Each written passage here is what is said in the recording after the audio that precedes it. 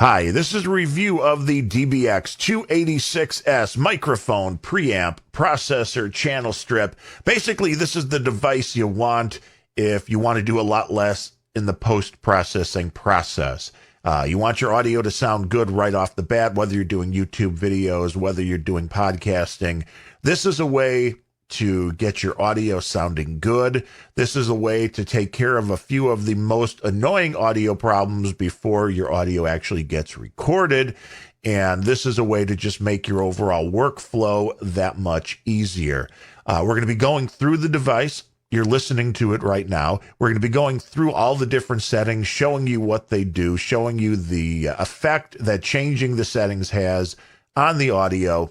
And that way you can at least be a little bit more familiar with what this does, how it works, and why you need it. For the purposes of this review, we're using a dynamic microphone. This is an Electro Voice RE320. It's being fed into a cloud lifter for 20 decibels of very clear gain, which is then being fed into this channel strip, which is then being fed into a Scarlett Focusrite Scarlett 1, which is then sending the audio both to my PC while I'm recording this video, and it's sending it to a Zoom audio recorder, which is the audio that we'll be using for this review. Now, overall, it's a simple device once you get it set up, but a lot of people seem to be confused about what the device actually does. So let's take a quick look and see the basics, see the changes that it makes into the audio as you're using the device, and what turning things on and off will do. Right now, you're listening to my voice being processed. You can see as I talk, the level meter there is going up. Now, for a normal setting, what you want this at is just hitting that zero, that yellow light, without hitting the red. If you're hitting the red, it's clipping. That means the signal is too loud, it's too hot going into the device, and there's really nothing you can do to clean that up. Once a signal is overmodulated and distorted, there's no way to get that back. So if you're doing recording on anything, always err on the other way, which is a little bit lower recording level, and you can always normalize that, and it's easy to bring audio up now without getting a lot of noise, where in the olden days you wanted to get close to that saturation point or even a little bit over it to get the particular sound you were looking for, especially if doing vocals or guitars where you wanted a little bit of that distortion. But for the purposes of what we're doing, voiceovers, podcasting, videos, you want things to be as clear as possible, and that's what we'll be focusing on here today. You can see on the DBX controls here, we have the gain set fairly low. It's probably about somewhere in the 22 decibel range. As you can see, it goes all the way up to 60, which would be the max. Microphones like the Shure SM7B require about 60 decibels of gain in order for them to get the full dynamic range out of the microphone. Now, with any preamp, which is what this is, the more you push that, the more gain you get, the more noise you're going to be introducing into the line, which is usually heard as a little staticky, a little bit of a hum, which is why we're using a cloud lifter. 20 decibels of gain, you can run the line here. You can run the gain a lot less, even with microphones like the Shure SM7B that require a whole lot of gain. This RE320 is a very hot microphone as far as dynamic microphones go, meaning it doesn't need anywhere near as much gain. As you can see with the cloud lifter giving us 20, we're probably using about 22 to 25 from where the setting is right now. So the cloud lifter taken out of this, the RE320 could run at about 45, sound good, and you're not really overtaxing the preamp. With the Shure SM7B, you would be, because you'd almost want that totally maxed out to get the best possible sound. Now, you're seeing there's a couple different controls here, and we've got the 48 volts of phantom power, which we're using because that's powering the device, the cloud lifter that's giving me the extra gain. If you're normally using a dynamic microphone without a cloud lifter, you don't need the phantom power. You do need it, though, if you have a condenser microphone. So be aware, if you have a condenser microphone, you plug it in to this or a mixing board or whatever it is, you need the phantom power. Without the phantom power, you're not going to get any sound whatsoever. The 80 hertz bypass here, that will take care of if you have some distortion in the line, some wind noise, some hum. Basically, it's going to cut off anything below 80 hertz, and it gives you a little bit more of a compressed sound. So if you don't have that kind of a hum, if you don't have that issue, you wouldn't run with this on, because it actually affects the sound poorly. But obviously, if you have that hum or you have wind noise or something like that, engaging this might give you a better sound. For most people using the device, you're probably not going to use the 80 hertz high pass. The next little button you're going to see here is the process bypass, which will basically turn everything to the right of this off, all the settings that we haven't gotten to yet, and just run this strictly as a preamp. So there won't be any compression, there won't be a de-esser, there won't be a noise gate, and there won't be any enhancement on my voice, so none of the low end or high end will be enhanced.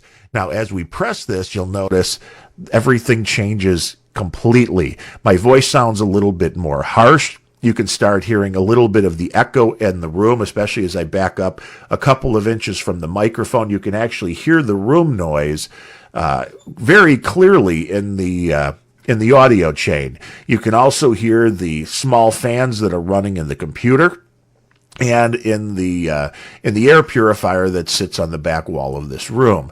So really, if you want a completely quiet room, you can either spend a whole lot of money on doing audio treatments, which isn't a bad thing to do, and you can get some extremely good results. But a device like this, if it's not in the real world, if you can't build a booth in your house or put a lot of audio deadening foam up on your walls, this gives you an opportunity to get a much cleaner sound, a much better sound, without having to go through all of that. So it's kind of cheating a little bit. We won't tell anybody, but it's what's going to give you a better sound, and it's going to be a lot easier to do than doing an audio all the way across, audio treatments all the way across your room. So again, this is with everything bypassed, and immediately you could hear especially if you're using headphones or had the volume fairly high, you can immediately hear the noise of the room disappears, and you're only hearing when I speak, because the unit is anything below a certain threshold, it's keeping that completely quiet. So again, this is with the device on. This is with the device off. This is with the device on. And this is with the device off. So it's one of those things, you can hear it immediately, and it's really surprising, especially once I close the door to the room. Without the door closed, it's not nearly as echoey. With the door closed, you can really hear the echo in the room. You can hear the room noise through the microphone. And when you turn the device on, that completely disappears, which is a very good thing. So we'll be moving down the line here. And once we get past the bypass, the bypass switch, the next thing we're going to get to is the compressor. Now, this is one of the most important things that you can get for making your audio sound good. And a lot of these things are available separately. You can buy a device that does nothing but compression. And as we go further down the line here, you can get a device that does nothing but add, there's the lower frequency and high frequency to add the emphasis to both of those. They have devices that do nothing but that process the signal that way. And then you have the expander noise gate, which you can get them all separately too. So this is why I call this a one-stop shop. It's a nice, easy way to get all of this processing done simply, easily in one device. And if you're a one-man crew, doing podcasting or something like that, this is really all you should need. Now, the compressor is what gives you that more of a radio sound. It levels everything off. So basically, with a compressor, the louder you speak, the compressor will kick in. As you see that the lights are coming on there. And as I speak louder, they're coming on more, because it's doing more of the job to level that off. And the quieter you speak, it's working less, but it's doing that to even everything out. So your voice should never sound like it's changing that much, even if you're moving closer to the microphone and then you're moving further away.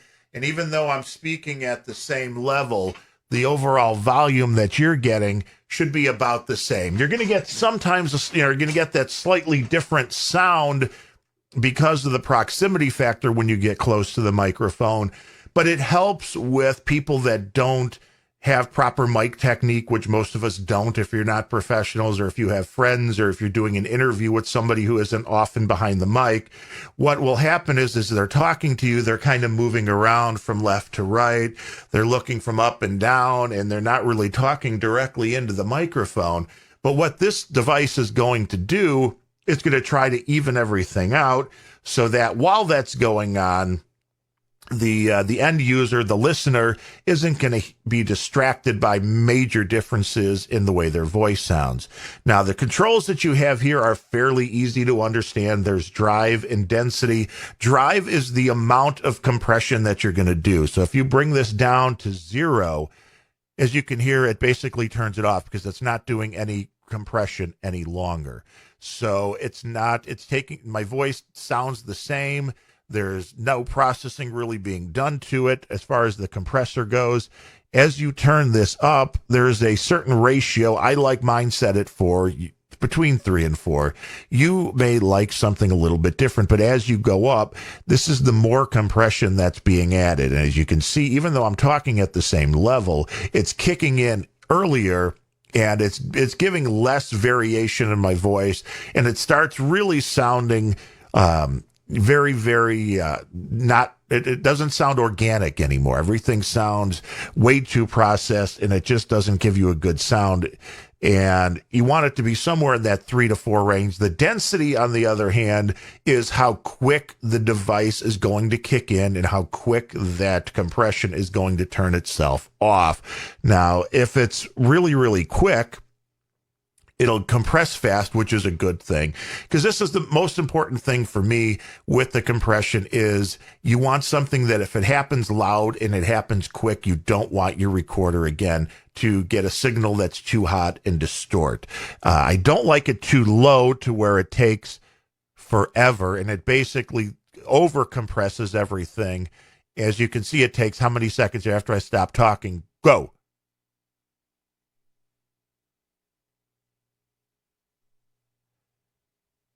And it's like, 12 seconds or so until that thing, the compressor is fully disbanded. Again, you'll need to play around with the settings on your own to hear what sounds best. Put on a set of headphones, play around with it a little bit. But I find the 7, for me, with the most microphones that I use for the rooms that I'm in, it's fast enough for me to get what I need done.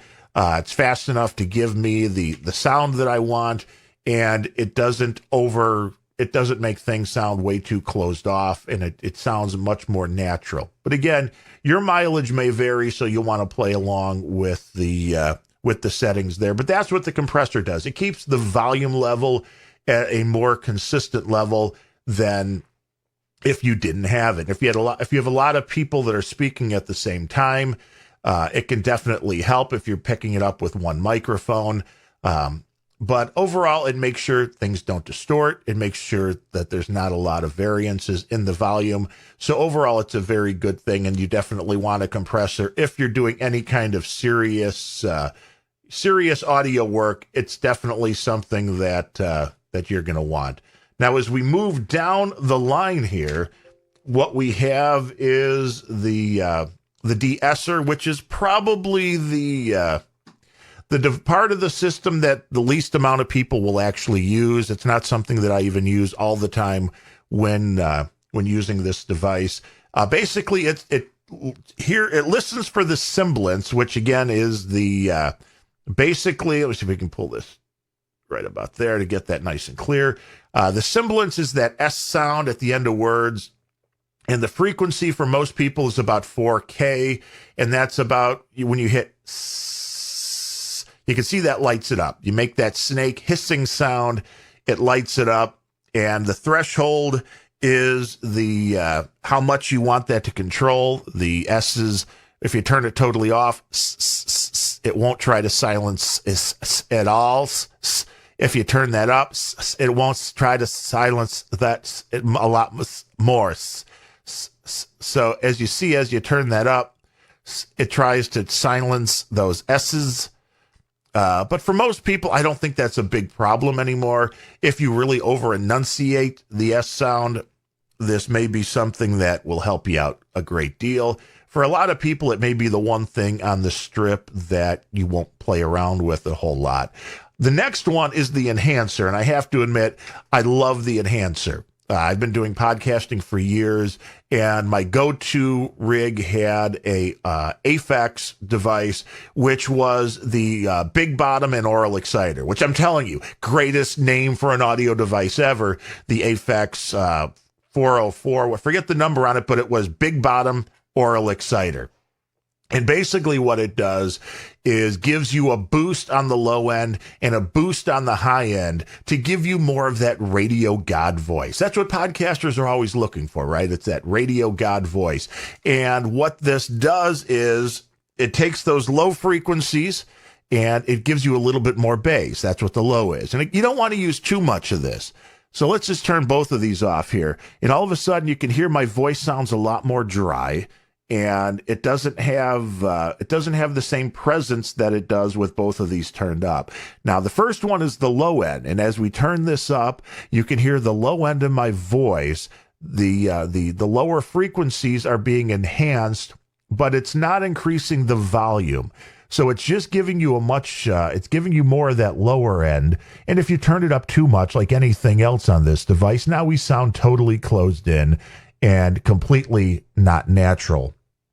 So we'll turn this back down. Again, a little goes a long way when it comes to something like this device.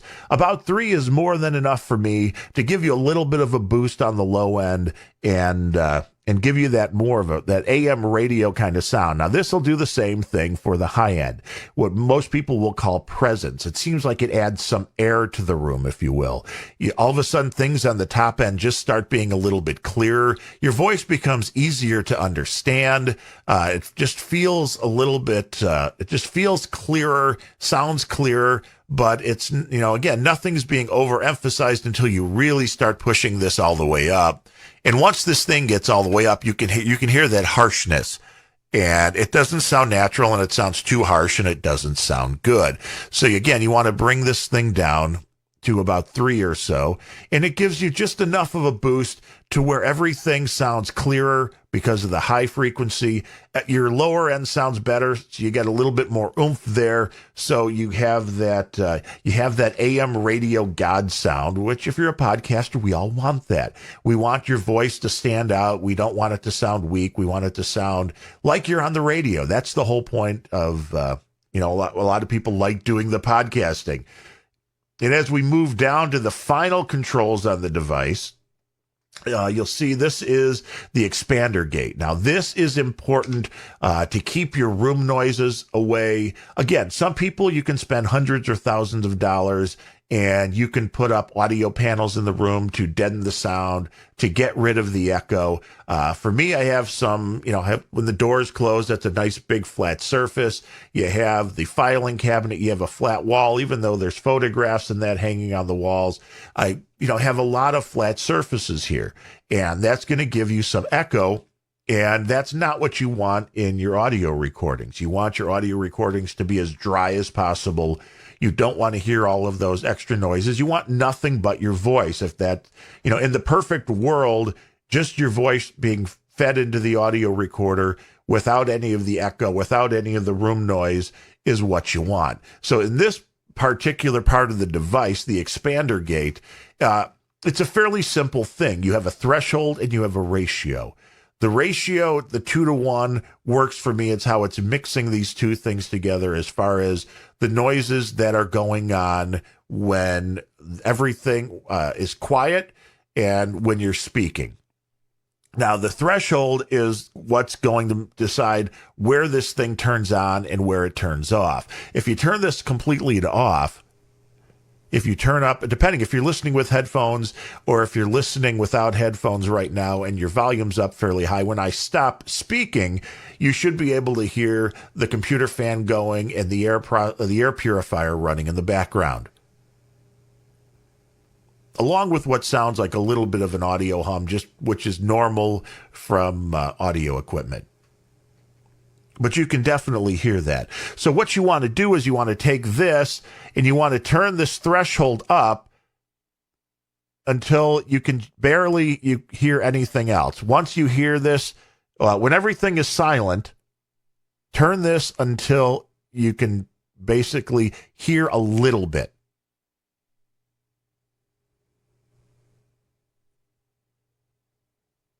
And for me, that's the setting right about there.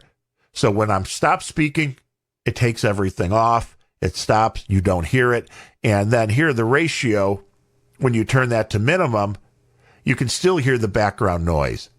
So as you turn this up, the background noise gets less and less. And right about the point that I get to 2-to-1, that's when the background noise disappears and I can just hear my voice. But again, if you go too far up with it to 10-to-1, you start hearing a little bit more of a harsh sound. It doesn't really sound as natural. So you really, with all of these, there's a pretty simple rule of thumb, which is you want to apply the least amount of processing that you can in order to still sound natural, but to let the device do its work. So you want the device to cut the room noise, but you don't want it to sound completely antiseptic. You want to give yourself a boost on the low end and high end, but you don't want to overdo it to where it sounds unnatural. You want the compressor to do its job, but you don't want it to compress too much again because it doesn't sound right. There's a fine line in all of these settings, and all of them combined. Again, if we can turn this the whole bypass here, this is just my voice without the compressor or anything else. You can hear the room noise. There's no enhancements being done on the low end or high end. You're basically hearing a much more accurate replication of what's going on in the room. You can hear a little bit more of that echo going on in the room. My voice sounds a little bit more hollow. It's just the way that it works. And as you speak louder, you can hear things starting to get a little bit overmodulated, and they're starting to distort, which isn't a good thing. So everything just seems a little bit harsher. You turn the device on, if I could hit the right button, and all of a sudden everything starts sounding good again. The background noise disappears, my voice starts sounding better, and everything is absolutely great again. The last thing on here is the gain switch. For a lot of times you'll be running this at 0, but because I'm running the device into a Focusrite Scarlett that I'm using the microphone out on this. I should probably go through the line in, but I'm using the microphone out into the microphone in here, and it's a very hot signal. At 0, it was distorting everything, so that's turned down to 0 gain. But again, that keeps everything nice and clean. You don't have a lot of gain. You don't have the distortion going on. So overall, that's a good thing. You don't have to use a cloud lifter with this device, but it certainly helps if you have a microphone like the Shure SM7B or the Heil PR40. If you get one of these, and this is one of the newer additions to my rig here, if you get one of these Electro Voice RE320s, easy for me to say, you really don't need the cloud lifter or the Fethead, which is another brand of device that does the similar thing, just giving you clear gain in the line, because this one has a little bit of a hotter sound right off the bat. But the cloud lifter helps most microphones, so I run it through almost everything, and it can definitely help even a microphone like this, which has a nice hot signal off the bat. So I hope this gives you an idea of what this device does, how this channel strip works, how it processes your signal. Again, it doesn't get it to USB. So if you want this to go in and record it off of a laptop or record it off of a desktop, you're still going to need a device to do that. And for me, what we're using is a Focusrite Scarlett Solo here. And we basically have the output of the DBX, the channel strip going into here. This is then converting it to USB for my computer, and it's also being fed. There's also a left and right output on the back, the normal old RCA jacks, which I have feeding into a Zoom audio recorder. So we're recording the audio twice just to make sure if something goes wrong, we have an extra copy. And the Zoom records a little bit of a higher audio rate and a better signal. So usually what I'll do is record a video. Sometimes the audio directly out of the USB is great. Other times we'll use the upper higher quality audio from the Zoom recorder. But just be aware, if you're looking to do podcasting, you do need a recording device. So if you're doing it into a Zoom, you can go directly out of this channel strip. You can go from your microphone to the channel strip out into a Zoom recorder. That's all you need. Everything will be done. You don't need to do anything else. If you're going into a computer, you go from your microphone to the channel strip into something that converts it to USB, and then the USB goes into your computer. If you have any questions, feel free to ask them. We watch the listings here, the videos, and we will give you an answer if we can. If not, we'll certainly try to find one. But I hope this overview at least gives you an idea of what this device does. I like these channel strips a lot. At the $200 price point, they're not exactly pro gear, but they're prosumer. They're very high quality. They give you very high quality audio without having to spend a ton of money. They definitely up your game a ton over not having one, especially if you're using an XLR microphone and just trying to plug that into something that will convert it to USB. Going from my microphone directly into the Scarlett, everything sounds right, but it's like bypassing this device again. So you have the room noise. It doesn't take care of that. It doesn't give you the compression. It doesn't take care of the highs and lows. It doesn't even everything out. So even if you get a device like the Scarlett, that'll feed the audio signal into your computer, but it's not doing any of the processing. Sure, you can do a lot of the stuff in the post again, but that's more work and more time. So I like to make it easy. Do the stuff beforehand. Let the hardware do the work, and let the computer just do the recording. Again, this has been a review of the DBX 286S. Definitely give this one a highly recommended rating. It's a very high quality piece of gear. It does the job that it's supposed to do, and it's easy to use, especially once you get it set up and understand what each one of these settings do, and we hope that we helped you figure that out here. My name is Darren O'Neill. Thanks for watching.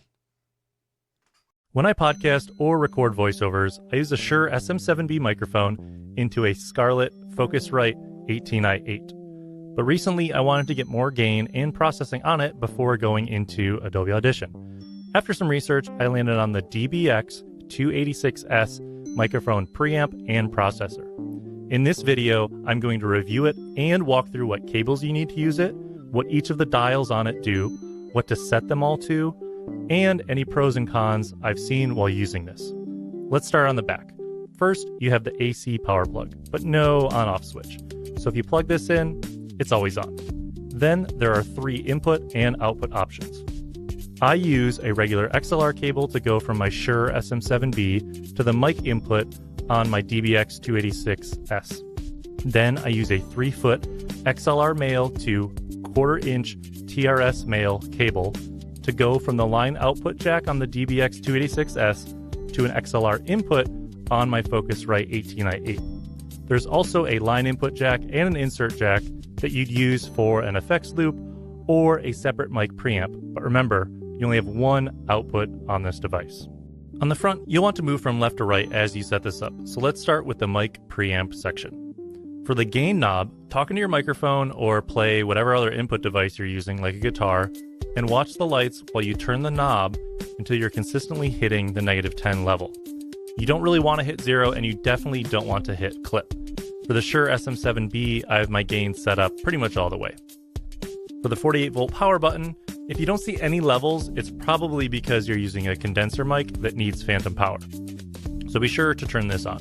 For my dynamic mic, I don't need this, so I have it set to off. For For the 80 Hz bypass, I leave this off because it gives you less dynamic range, but if you're in a room with a hum below that frequency, experiment with turning it on. Then you have the process bypass button. If you turn this on, it essentially disables everything to the right, the compressor, the de-esser, the enhancer, and gate that we're about to set up. You'd really only use this for making, a comparison between the processed and unprocessed settings, or using this only as a dedicated preamp.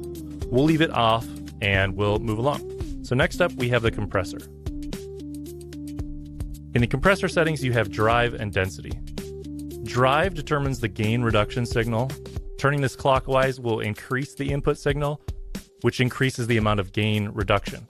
Turning it fully counterclockwise to off allows the compressor to pass all signals unattenuated, basically bypassing this compressor section.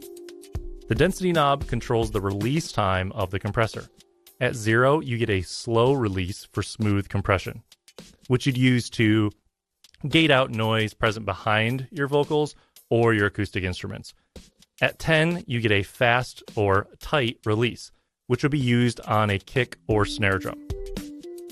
Next, you see the gain reduction meter in decibels. The meter shows you the true peak gain reduction in decibels. If the red LED at the far left lights up, no further gain reduction is available. Next, you have the de-esser. This starts with frequency, and this control sets the high pass frequency of the filter used in the de-esser to help remove the sound when talking. 4 to 8 kilohertz is best for when you're doing vocal processing. Then you have threshold. The threshold sets the sensitivity of the de-esser as a percentage of the average input level. LEDs light up for 1 dB and 6 dB when active. Now on to the final section with the enhancer. The first enhancer knob is for LF detail, or low frequency. This enhancer control applies a boost to 80 and 250 Hz without making the bass sound too muddy or boomy. The high frequency detail enhancer works to add definition and crispness to vocals, guitars, and other instruments. It's basically a little bit of magic for making things sound better at the top end. Then you have the expander and gate controls. First up is the threshold control, which determines when the expander and gate will fully open up and allow the input signal to pass through to output. Turning it fully counterclockwise turns it off completely. I have mine at about 30 dB, so anything below 30 isn't passed through to the output and works as a bit of a noise gate. The LED lights show up when it is on and off. So as I'm talking here, you can see that it turns green. When I'm not talking, it turns red, and no signal is pushed through the device. The expansion ratio control controls the expansion and attenuation applied to the input signal once it's below the threshold we set. So if it's below 30 dBs, what's the ratio it's going to apply to that signal? Lower thresholds like 1:1 or 2:1 are better for slower material like vocals. Higher thresholds up to 10:1 are for very fast inputs like percussion. So you've made it through the whole device, and I could have just told you where I set all my levels, but unless you're using the exact same equipment in a similar environment as me, your settings are going to need to be a little different. So I wanted to teach you what each of these knobs and buttons do. Now you can tweak the device a little bit to your own needs. To wrap up, I'm happy with the results I'm getting from this to boost the gain of my microphone, plus add a simple compressor, gate, and de-esser. It would be great if you could run multiple mics in and out using the same settings without having to buy an additional one for each microphone or input you want to use, but I understand the limitations technically and hardware-wise of that. And unless you're going to rack mount this with other audio gear, it's quite large to put on a desk or hide in a cabinet or drawer. If you have questions about this setup or the DBX 286, leave them in the comments below, and please subscribe to our YouTube channel for more video and audio gear reviews, as well as setup tutorials like the ones I made for the Focusrite Solo 2i2 and 18i8. And until next time, remember, if you're going to do it, might as well do it on video.